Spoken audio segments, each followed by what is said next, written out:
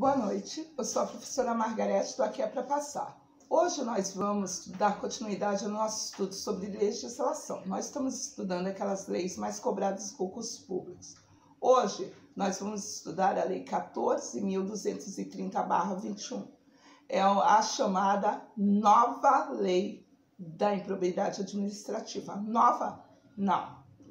Ela não é uma nova lei. Ela é uma nova lei de improbidade administrativa. Ela é uma nova lei que, quando ela entrou em vigor, ela trouxe diversas alterações à Lei 8429/92, que essa sim é a lei de improbidade administrativa.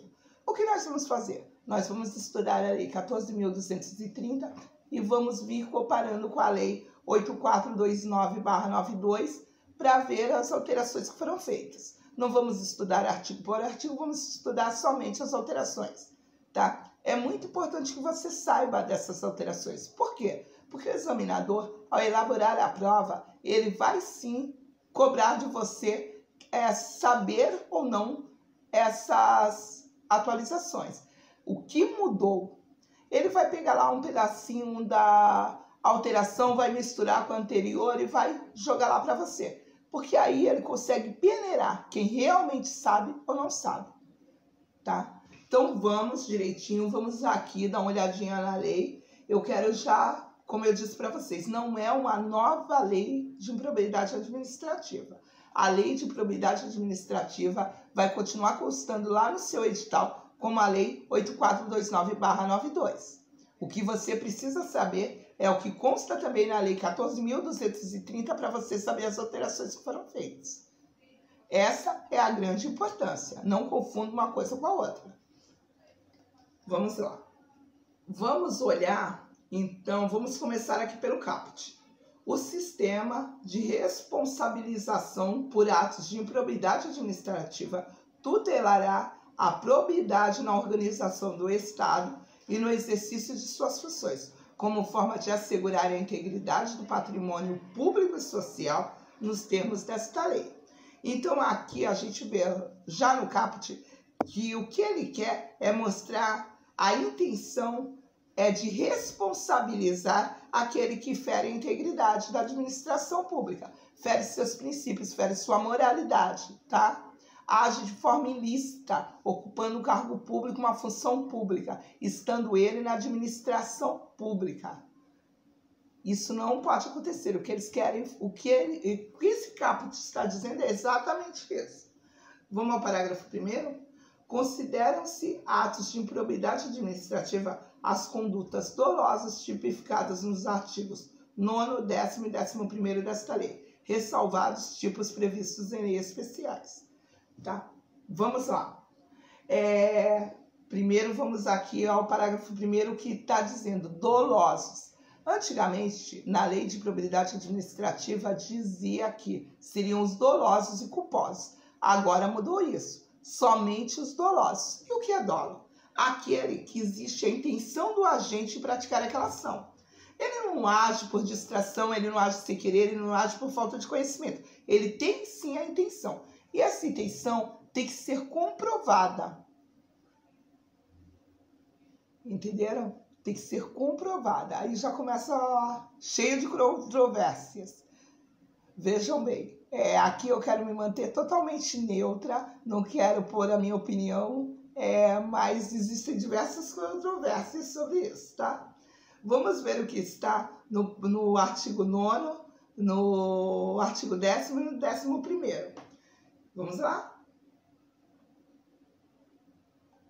Artigo 9º. O artigo 9º, ele fala do enriquecimento ilícito, tá? Constitui ato de improbidade administrativa, importando enriquecimento ilícito ao ferir, mediante a prática de ato doloso. Novamente, todas as vezes vocês vão ver isso, que o ato do agente tem que ser doloso. Ele tem que ser comprovado que ele tinha a intenção de praticar aquela ação e de ter aquele determinado fim. Qualquer tipo de vantagem patrimonial indevida em razão do exercício de cargo, de mandado, de função, de emprego ou de atividade nas entidades referidas no artigo 1º desta lei e notadamente. No 10º, vamos ver o que tem.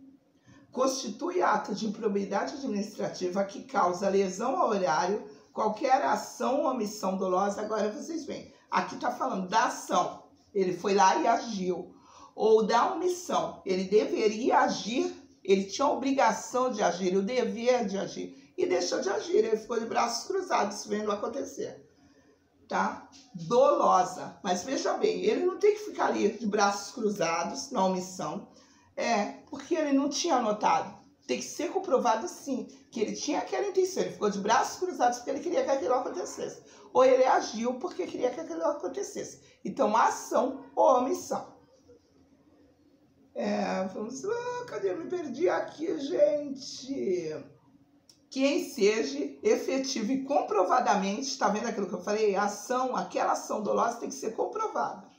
Perda patrimonial, desvio, apropriação, malbaratamento ou dilapidação dos bens ou haveres das entidades referidas no artigo 1º desta lei e notadamente.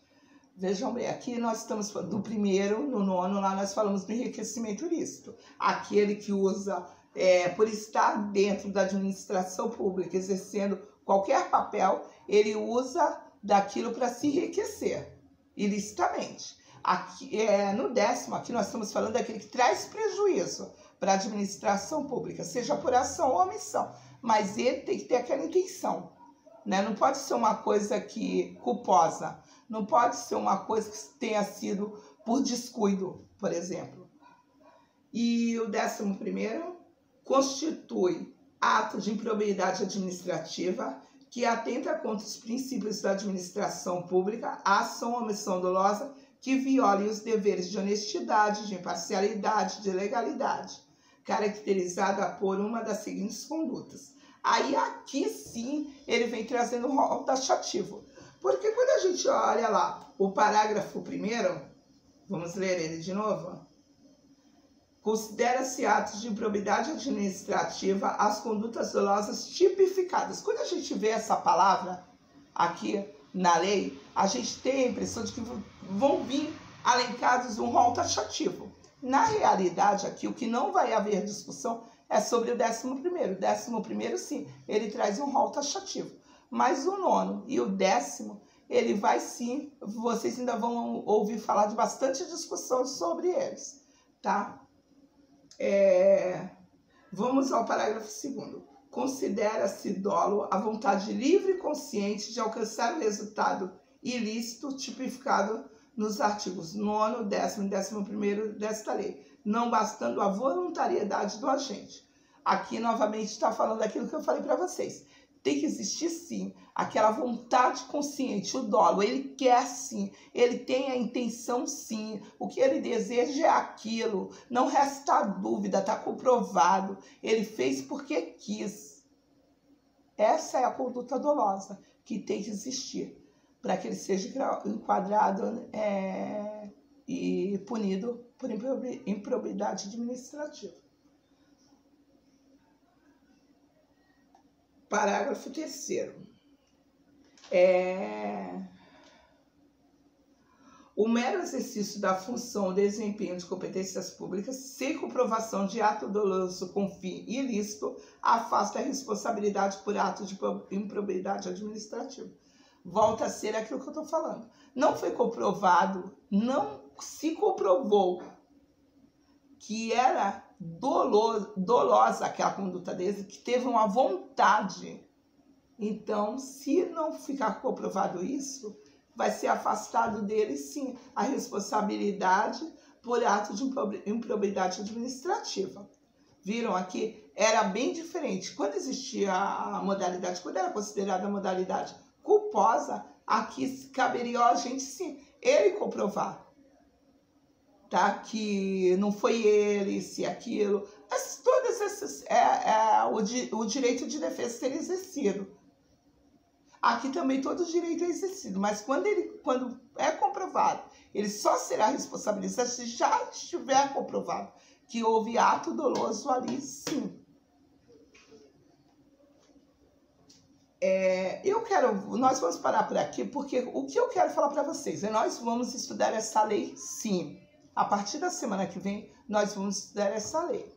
Por quê? Porque isso é muito importante, é muito cobrado em concursos públicos. Agora eu vou falar para vocês rapidinho o quão é importante, porque o que ela muda tanto lá na improbidade administrativa, na lei de improbidade administrativa.